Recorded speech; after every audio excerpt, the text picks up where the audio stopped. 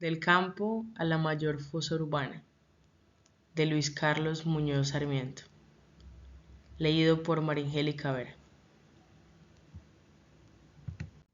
Salí de la ciudad al campo, y no como es habitual, del campo a la ciudad,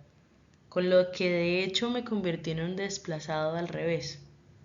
pero no por haber salido de nalgas, sino porque adquirí al instante la figura de desplazado y de contradesplazado, cuando en realidad mi único propósito era recuperar la libertad, esa que me habían confiscado en la ciudad, la misma en que resultaba ya imposible vivir. Perdón, ¿qué digo? Sobrevivir. Y por eso había vuelto a mi casita de campo, a la que denominé con el nombre de mi hijita, de mi bella hija, Valentina, con el fin de encerrarme primero a terminar de escribir mis libros, también dedicados a mi otro hijo, el gran Santiago, y luego intentar publicarlos con el anhelo de empezar a recuperarme económicamente para poder llevar una vida digna, como todos deseamos en cuanto seres humanos. Pero no tardé en darme cuenta que estaba no solo fijándome en el horizonte, ese punto que se nos corre a medida que avanzamos hacia él, sino que al tiempo me planteaba una de las más inalcanzables utopías si consideramos la calidad de país que tenemos. Un país en el que no se respeta la vida humana. Mejor dicho, en el que no se respeta. Porque como dijo Mayolo 6 meses antes de morir, Colombia es un país de muertos y en el que la vida es un hecho excepcional, aunque más excepcional quizá sea seguir con vida mientras se escribe una historia en la que la mayoría no reparará en lo más mínimo quizás, porque lo más mínimo es el sueldo. Entonces no hay lugar para maricadas, para quejas, para lamentos, solo para seguir peleando, así nada se resuelva pronto, ni a mediano plazo, ni tal vez nunca, pero no importa, porque mientras haya vida, hay esperanza. Decía Esperanza, delante de todos sus muertos y su marido. Mientras tanto, apenas pensaba en cómo se deshacía de la esperanza para ir a echarse un polvito por ahí con cualquier otra campesina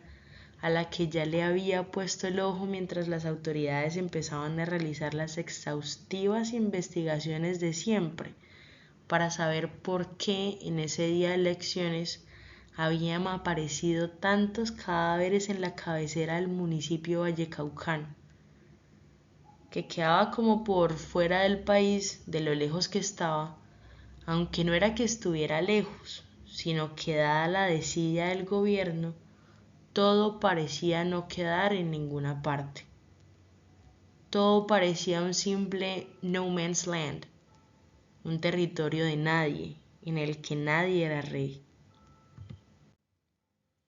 Porque nadie no es nadie, así alguna vez hubiera tenido el atrevimiento de firmar un graffiti en el que afirmaba que nadie es perfecto y lo firmaba él mismo. Es decir, nadie, pero a nadie le importaba esto. Porque al fin y al cabo nadie es nadie y al mismo tiempo es todos.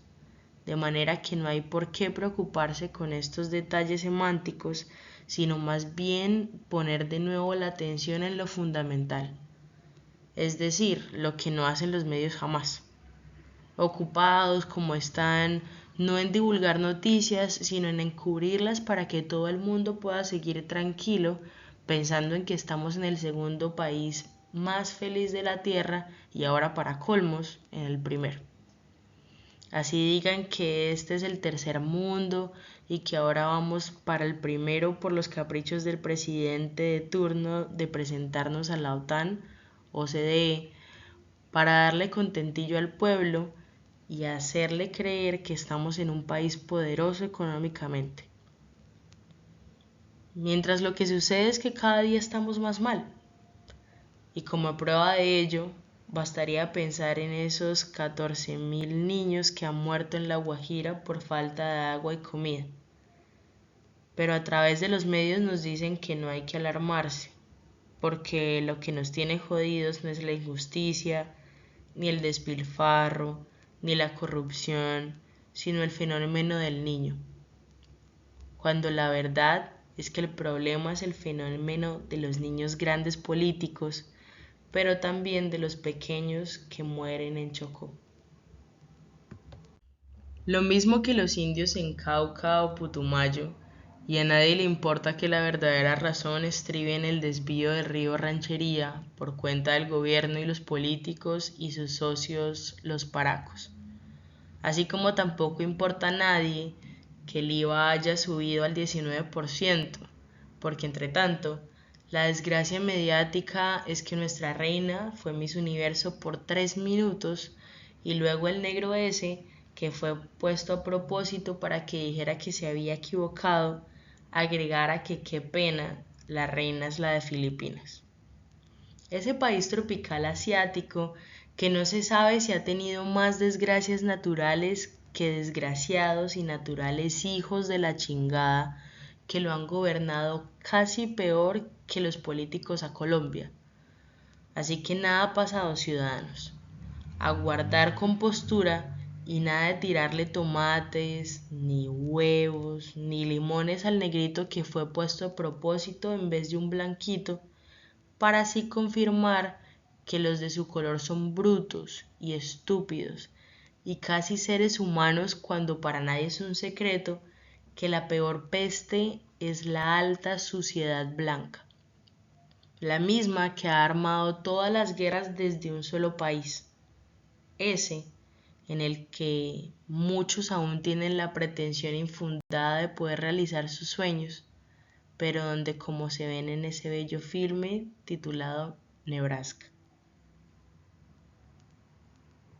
el campo está tan muerto como si se tratara de cualquier Colombia,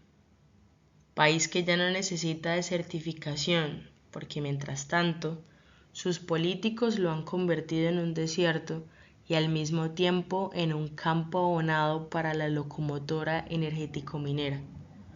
y también para los muertos que brotan silvestres de la tierra en cada remoción de escombros, como en la escombrera de Medellín,